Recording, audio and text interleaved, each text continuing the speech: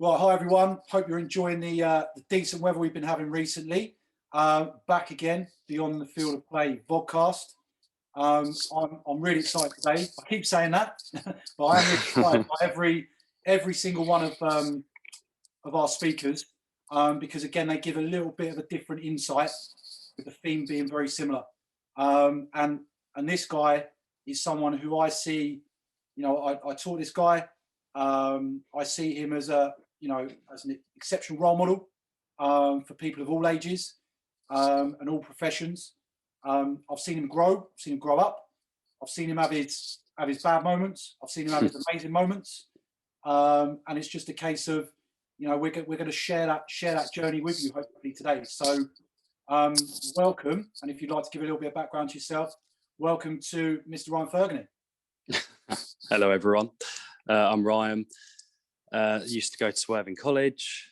Never done one of these vodcasts, whatever you call it. So to be fair, I'm not going to lie, mate. I'm pretty nervous. I haven't really done anything like this before. But yeah, happy to be here. Just going to have a little chat with Dave, a little catch up and see where it goes, really.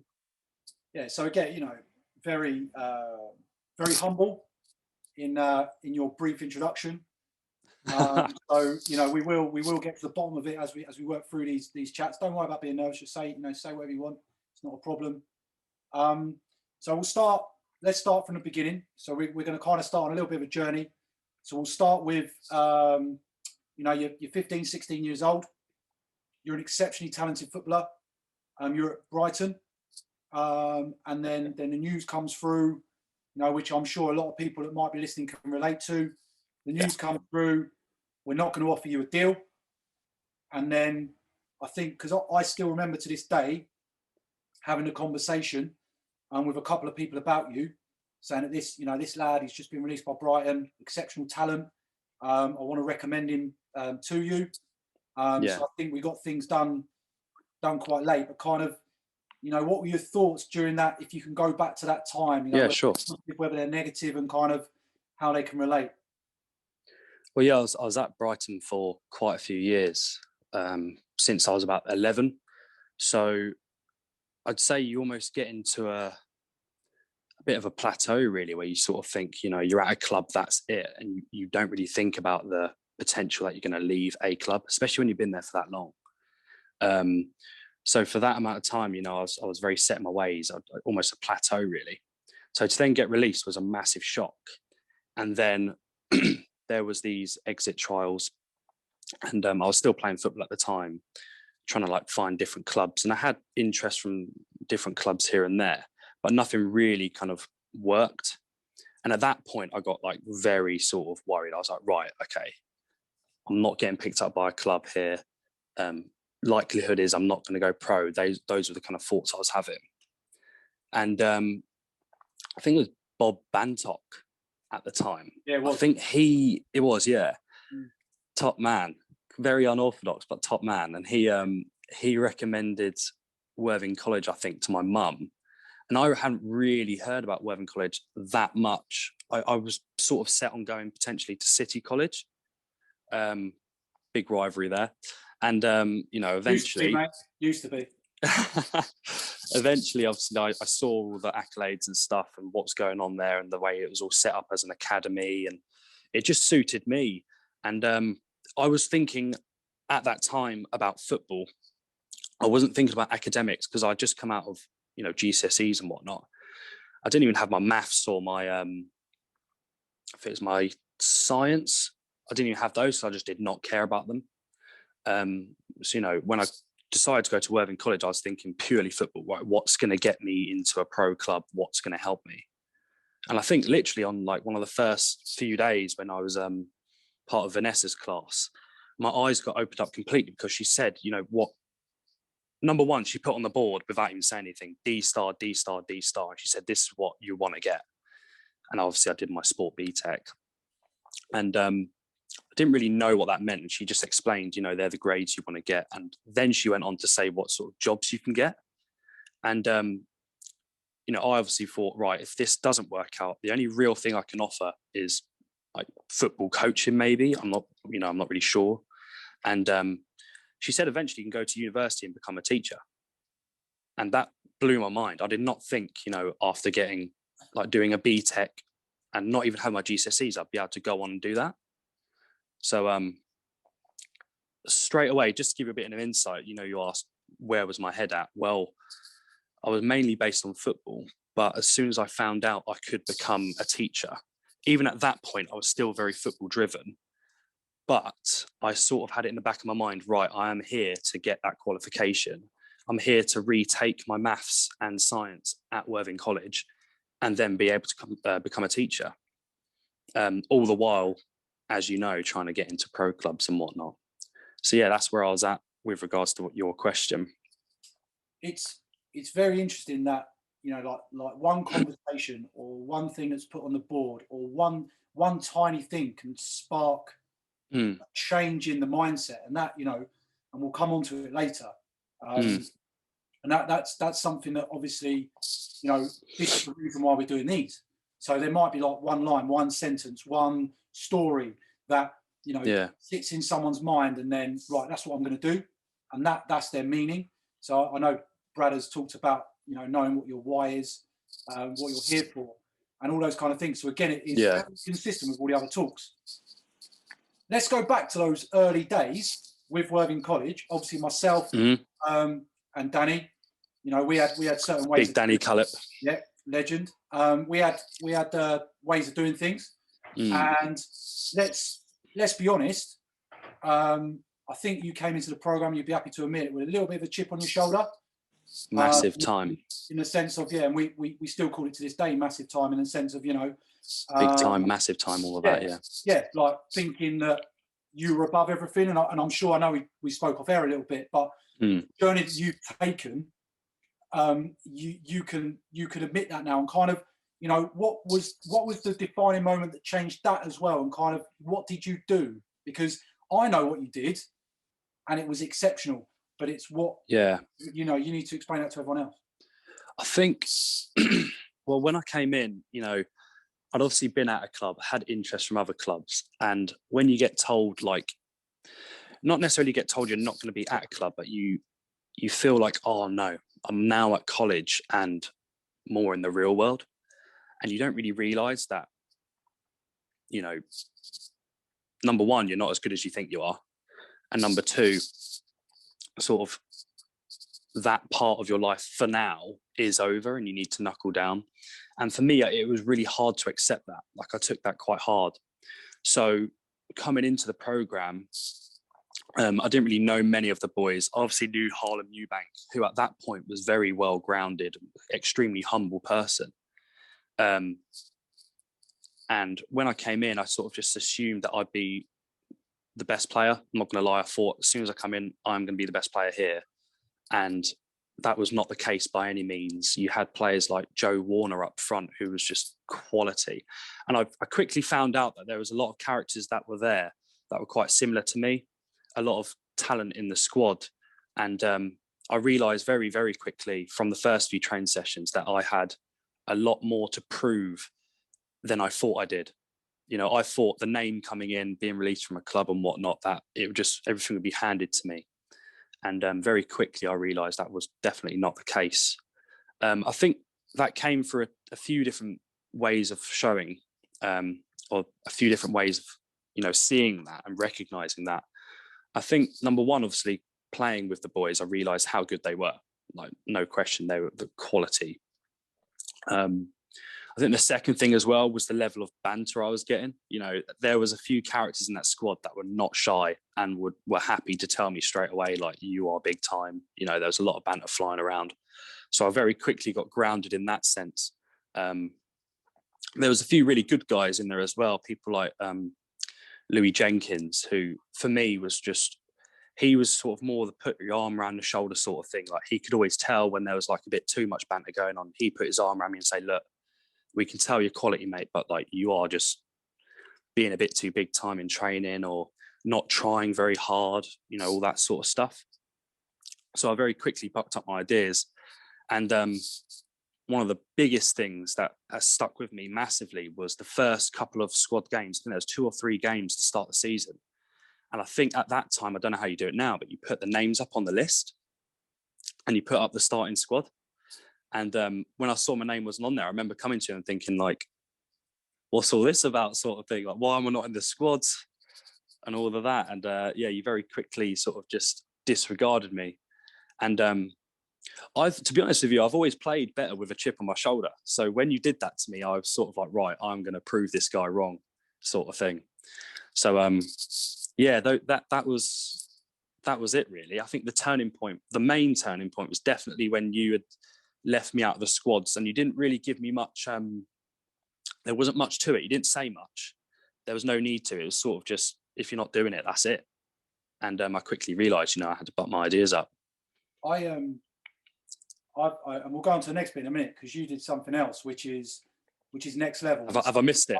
No, you haven't missed it. But we'll talk about bits in a minute. But yeah, there's the bit which is next level, which takes you to the next level, which we'll describe in a minute because it's something that I feel a lot of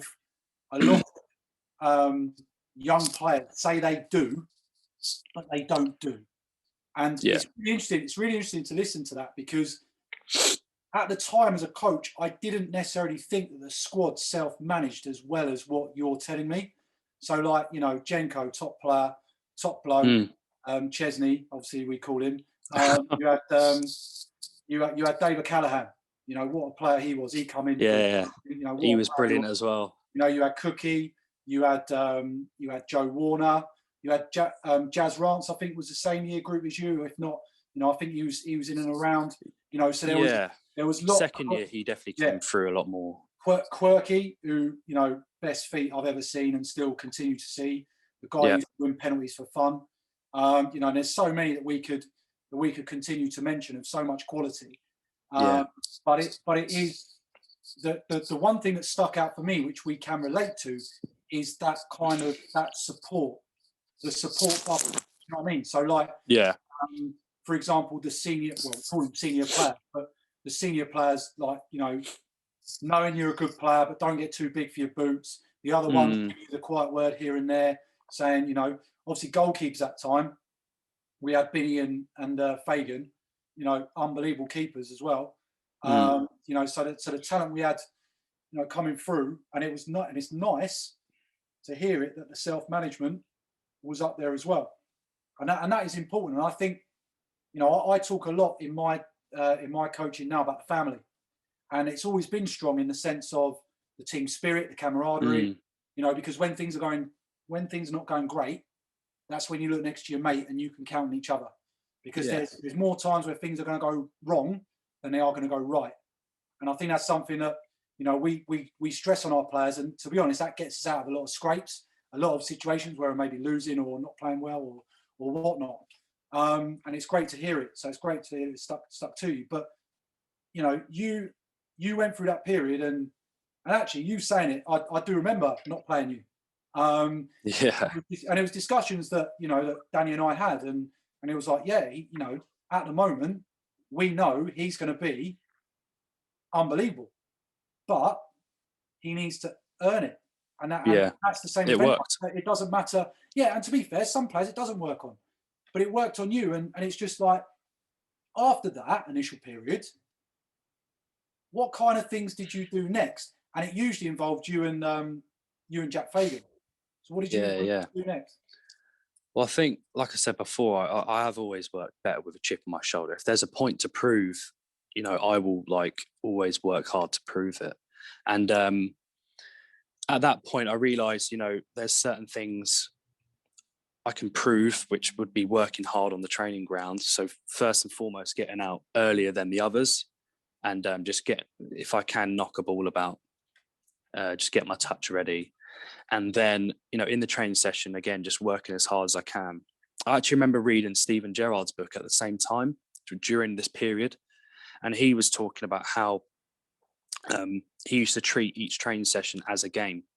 So no matter what sort of situations you're in, it is like a game. And even though you're playing with your teammates, treat it like it is a game. And it is, you're not just dossing about, And then definitely after the training session's finished, because obviously we had Jack Fagan, who was a top goalkeeper, but also a great striker of the ball. he was always up for a laugh. And, you know, if we had a gap between periods, we'd say, right, what could we do now? A lot of people would choose to, like, I don't know, go to the shop or have a laugh, or, you know, go chirp some birds in the canteen and what have you. But we decided to play a bit more football and just take some free kicks.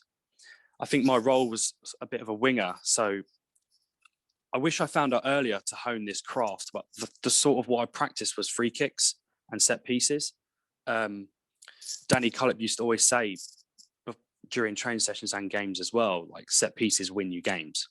And that still sticks to me to this day. Like, I still say it sometimes to, like, school teams and stuff like that. Set pieces can win you games. So I started watching people who took set pieces, how they took free kicks, what would suit my sort of game.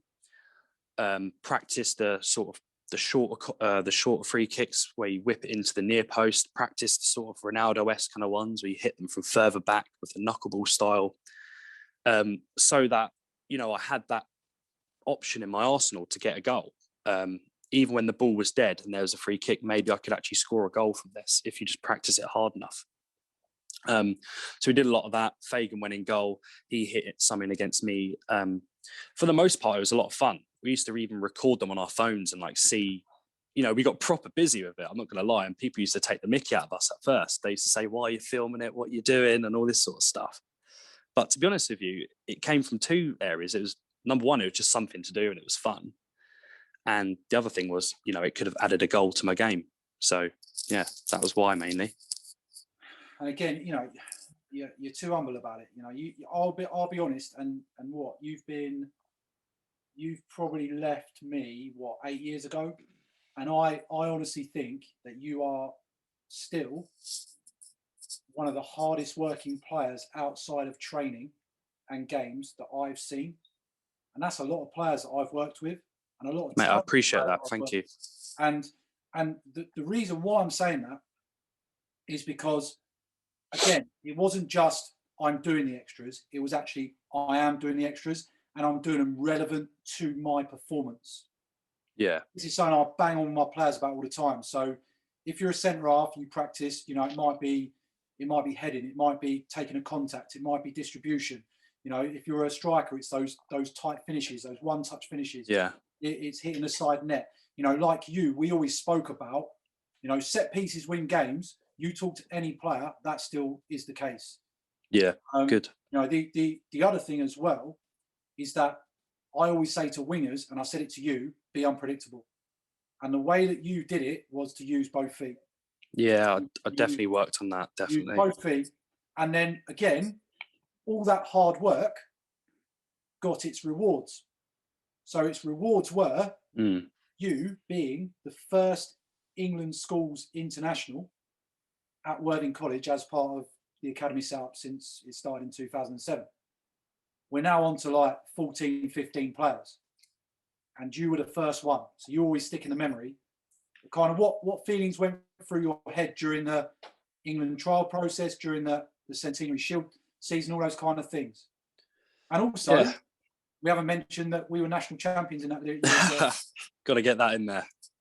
Have to. Definitely. Okay, so the main question here is, what was it like to get in there, or was it?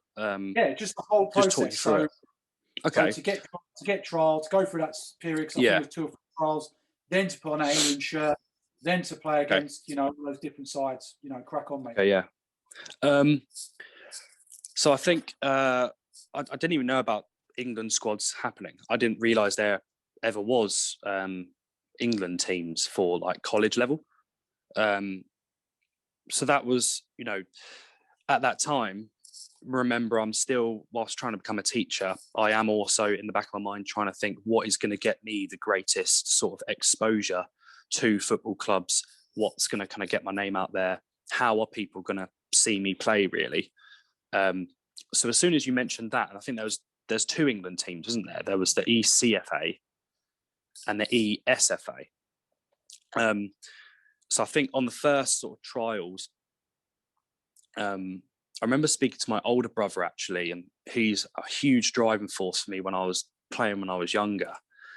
And it sort of links into what we were saying before about practicing your craft. And he used to always say, remember, whilst you're sort of sat at home doing nothing, someone out there, he used to say some Brazilian out in some other country is working harder than you. So I used to always get this really weird vision of like, you know, foreigners or English players playing harder than me whilst I'm sat at home doing nothing. To be fair, we actually do have, because I think we have international players that come to the program. So I think Paco, yeah. I've actually probably got a Brazilian at the moment working harder than you right now. Yeah. No, I actually do. Absolutely. Rafael, a legend. Yeah, he used to always say that to me. Like if I was sat down playing Xbox or something with James, my brother, he'd just be like, what are you doing? And like, you know, there's a Brazilian out there working harder than you right now because he's got nothing better to do and you're sat there playing Xbox. So, you know, I had that mindset, that goal orientated mindset of like super laser focused to get into that team from an early start. Almost to the point where it got to, you know, I was playing for so many teams, I actually had to stop playing down the park and doing other things because I was almost wearing out from where I was trying to, you know, hone my craft. So I think the biggest thing through the trial process was I sort of put myself in the minds of the scouts and the people that were there. And, you know, they've got a number, a position, and what's going to get noticed.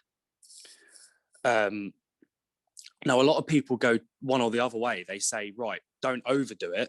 Otherwise, you'll look like an absolute idiot and you'll look big time and you'll show off and it doesn't come across well. And the other thing is people say, look, do it simple. But sometimes I also think you can do it too simple in certain positions and that doesn't really work. So being a winger, my sort of thought process was, as a winger, what would a coach expect? What would they be looking for in their team? And I think it came down to two things. Number one being, can he beat his man and create space down the channels?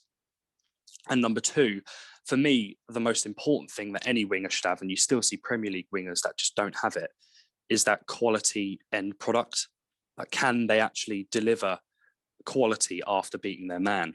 So I worked a lot on my crossing, finishing, and the biggest one, again, that we've mentioned is set piece taking. So going through the trial process, I was very clear on that, and that's what I wanted to showcase. I still remember you being on the sideline, you know, sort of saying like, go pick up the ball here, give me pointers on the sideline and stuff, you know, telling me to whip the crosses in and whatnot. Remember actually driving up on the bus that day. Do you remember that when we had the whole bus to ourselves? It was just me and you in one big. I do remember watching your trials. Yeah. One big minibus. Yeah, that was good. Yeah. So I'd like to think, you know, I showcased that quite well. Whilst I'm here, might as well mention as well, obviously James trialled at the same time as me, didn't he, as well? And he was in the striker's position and he was trying to, you know, showcase that he could score goals. So after, you know, a few of the different stages and trials, it was becoming apparent that the main guy, Andrew Buckingham, was quite interested in me. You know, after a few of the trials, he'd bring me to the side and say, I like your end products. And in the end, I actually found out when we first, you know, got called up to the England squad and I had to go to the Lily Shaw, a huge place that they've, I think Michael Owen and stuff and Gerrard got snubbed from playing from that team. That's where they used to play for the England schoolboys, it used to be called. So not just the college players, the actual, you know, that was the actual England for them back then. When we got called to that, he point blank said to me, look, you look like a tricky winger. You got past your man, your end product was decent. But the thing that set you apart from maybe a few of the other boys that had been released by Chelsea and, you know, some of these huge clubs and, you know, they were quality players, was he said you could actually take a set piece. So like when I took corners, I made sure I hit them in there with a lot of speed, a lot of power, and made sure they stayed quite flat so people could attack them. Free kicks as well. I had quite a good, I think I hit the post against the Royal Navy in one of the trial games. And that was a pretty good free kick as well. And I think they definitely picked up on it. So that was sort of the England process. And, you know, if I could give advice to anyone going through that trial process, I'd definitely say, find a niche, like what are you good at, and work on that as well. So like if your skill is beating a man and whatnot, or taking free kicks, or, you know, finishing, work on the things you're not good at. But also one of my biggest advices would definitely be work on the things that you are good at as well, because I don't think people say that enough. it's all good and well, coming into training, working on your weaker foot and getting better. But are you actually working on the things that you're good at? Because no matter what, like David Beckham, for example, you can always get better at the things you're good at as well. So yeah, that was the trial process, and I guess that's my insight into it. Yeah, and then obviously you played in the Centenary Shield, and also you played in the Sussex side that I ran with Luke Hampton, who winning the national title. So there was some unbelievable days, and then I still those experiences. Yeah, I still remember we won the National League at college level. Should have beaten Leeds in that game. We missed 2 penalties in a game. Yeah, I think you should have taken a penalty. You didn't. But it's just one of those things. We missed out. It's a bit of a shame. But the experiences were outstanding. And I think, take football aside, there's a lot of things there that you said that are very, very relevant to life. So find your niche, 100%. What are you good at? Also, and I say it to my players all the time and my students, overemphasize what you're good at. Yeah, work on that. What you are good at. Because everyone is like, you can't do this, you can't do that, you can't do this. Yeah. I know. What can you do? And magnify it 100%. And then also work on those little bits that allow you to have that niche. So you've gone from being released by a club to realizing a couple of lessons, feeling pretty low, because at the moment, obviously, there's a lot out in the media about players being released by clubs and not given the support. The good thing is I'd like to think you were fortunate to have found the support in not only the college, but the players that came into the environment that you came into the environment with, also the teaching staff. You spoke about Vanessa. So all that kind of stuff was there for you. Then moving forward, it got to the end of college. So you were playing for Lewis first team, who were riding very high, doing quite well. Yeah. You were probably getting a little bit of money from it, XYZ. But then you kind of changed tack, didn't you? You didn't really carry on with the football, which for some people that might be really strange. But again, it's part of your journey, and what you've now gone on to go and do, I think, is absolutely remarkable. So just give us a little brief insight into that. So going from college, playing for England, national champion, playing with some excellent players, playing at Lewis first team at 17 years old, and then going, do you know what? I don't want to follow this anymore. I'm going to go this path, which is very great. I think, when you're a kid and, you sort of get told by, when I was at the clubs and Brighton stuff, they sort of tell you, X, Y, and Z amount of players will make it. And there's a decent percentage that won't. And whenever you hear that, it sort of strikes the fear of God on you, because you just sort of think, that's just not going to happen to me. Like, you just know. There was so much confidence in myself from a young age that, the one thing I was going to do was be a professional footballer. There was no question in my mind whatsoever. The sort of mindset that my older brother gave to me, the sort of working harder than everyone else from a young age, and just anything else in your life putting aside. I'd say from quite a young age, I didn't have that much of a social life, because I was so driven and so focused on, doing that was all I really thought about. So in terms of that, for sure, I wasn't expecting for, me not to make it. Now, the switch sort of happened, I think I mentioned it earlier on, the switch happened way before any of that. So a lot of people would assume, you make that decision afterwards. But from the first day I stepped into the college and Vanessa put that on the board and then said, you have the potential to actually do something different and cool, like become a teacher, that inspired me immediately. I remember turning over to Binny and whoever was there. I was like, Jesus Christ, I could actually become a teacher from coming to Worthing College. I didn't know that. And then we went through the UCAS application on the first day, because obviously that was the end goal. And we sort of looked at what you would need to become a teacher, and we looked at the GCSEs you'd need. So I needed to pick up the maths and the science. So I made sure I did that, and just looked at it there. So I'd say that side of things happened earlier than you might have thought. I remember at one point as well, you and Danny came to me when I was sort of flying high, and Brentford at that point were coming in for me. A couple of other clubs were interested, and it was quite late on in the season, and I had already set up my mind to go to Chichester Uni and become a teacher. And there was sort of half offers in there, like Exeter were interested, and there was a trial up at Wimbledon at one point, and there was a little bit of interest. And to be honest with you, I got to the point where I was burnt out. And although I enjoyed the football, I was fully ready to like go to Chichester Uni and become a teacher. I ended up going with Rob Haggart, and James Binfield actually went there in my year. I think I followed suit from, I think Joe Warner did go to Chichester Uni, didn't he? Yeah, and Bard. And Bardlow. I mean, those boys probably don't know this, but they were definitely big role models for me, 100%. They were very firm with me when I first arrived, in my first year. But they were huge role models, and the way that they went off to uni and they came back a couple of times as well, and I saw them out and about, and they just looked, sort of happy and like content with life, as weird as that sounds. They just looked like they were having a good time, and I couldn't wait to get out there and do it. So it's interesting that the decision was made those years, and it was like, I've now got the option to get potentially back in the professional game, but do I need it? No, because I've now got another passion, and that passion is, I know you have loads of other passions, and we'll talk about them towards the end. But it was teaching. So, can you just give the listeners a little bit of an insight, like how long you've been teaching now? What do you teach? Kind of what are the positives? What are struggles? How have you coped during lockdown? Anything, mate? I think one thing I also missed, which credit due to you here as well, massively.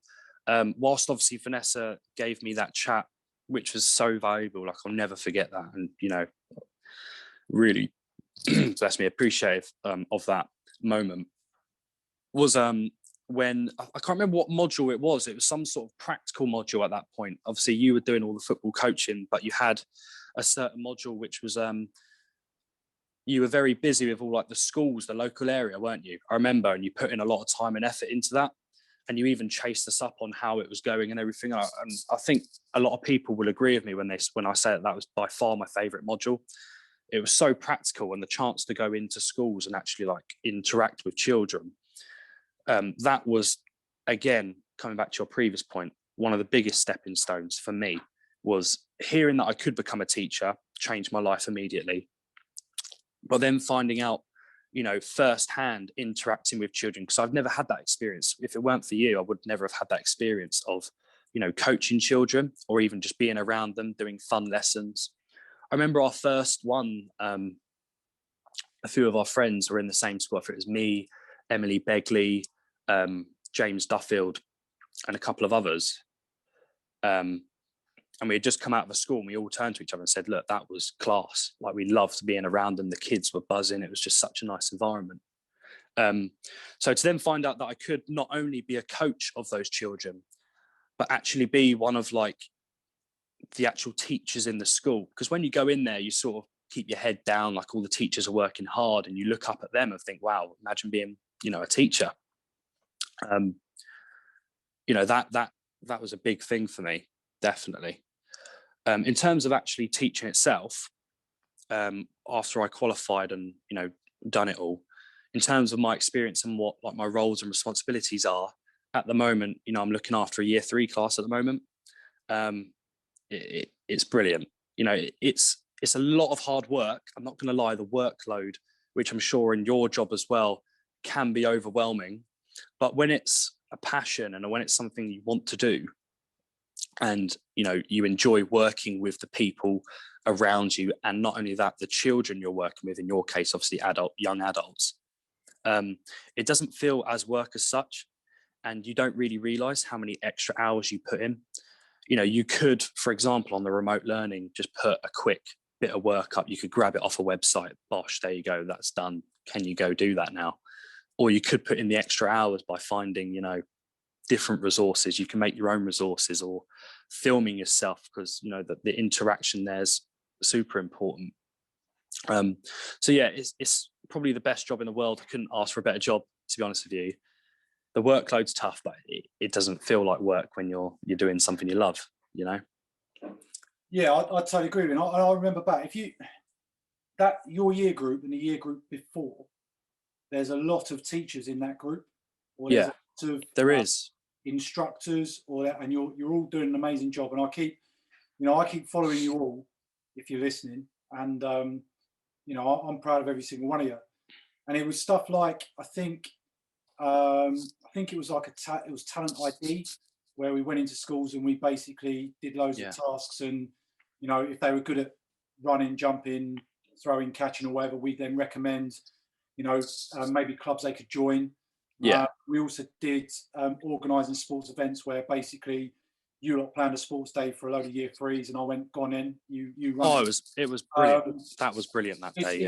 It's a bit of a shame that the qualification has changed, but and we don't do them anymore because that was they were great times, and it's made me think a little bit about the curriculum actually. So really doing that, but yeah, but as I say, this job for me personally, and I always say to any student or any person out there, do a job that you enjoy, because we've got to work for 75% of our life. Not great unless we win a lottery or something, or get find something and get us rich. But let's do something we enjoy and we want to go in to work every day. And to be honest, at college age, you've got that opportunity to do that because you haven't got responsibilities. As I think Brad was saying, it was a culture shock going from college to the real world. Can you be in a position where you're just continuing to strive towards your dream? And for you to do what you're doing right now, and the workload is tough. And I think there needs to be advice out there, bit of a disclaimer that work-life balance is needed, but obviously you're doing it for the best of your students, yourself, your family, your profession, and that's really, really admirable. So as I said, I think you're an exceptional role model. Your story is unique in the sense of you came from disappointment in the sense of being released by a club.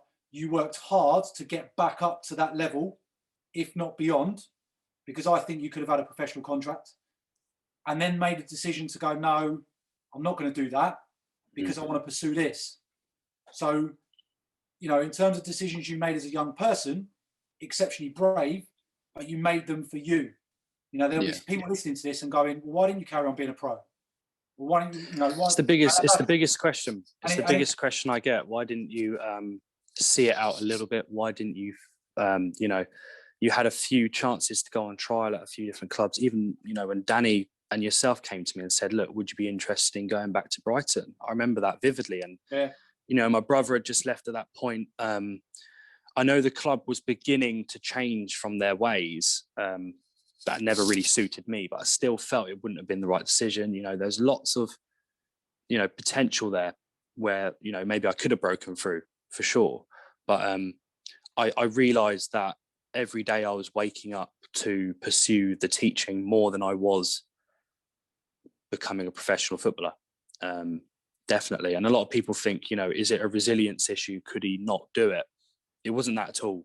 I found something, more interesting to me, and I was enjoying, doing that part of my life more so than I was playing football. Then obviously I switched into a bit more basketball, which was quite a fun little switch up as well. That's great credit to you as a human being. And I think there's a couple more questions I'm going to ask before we wrap up, because again, it's been so interesting to listen. And every time I listen to these things, I'm remembering things now that maybe gone into the back of my mind a little bit. So thank you for that. We've probably covered bits already, but are there any words of wisdom, words of advice for people that are, currently age group I'm working with, 16, 17, 18? Because again, I want this to be something that, carries on out of lockdown. It's not just a lockdown special or whatever. This is about life and about, overcoming challenges. So what kind of advice would you give those individuals right now? Yeah, I think from a sporting kind of standpoint, if you're part of the academy and you're a rugby player or you know, basketball, football, or anything like that, then from a sporting aspect, find your niche. If you're interested in going to the next level or going into the adult game or being noticed for professional clubs, you know, whether that be rugby or football or whatever it is, then find your niche. And again, just like you said, actually quite nicely, was magnify that. Work on what you're good at and make sure that people notice you for you.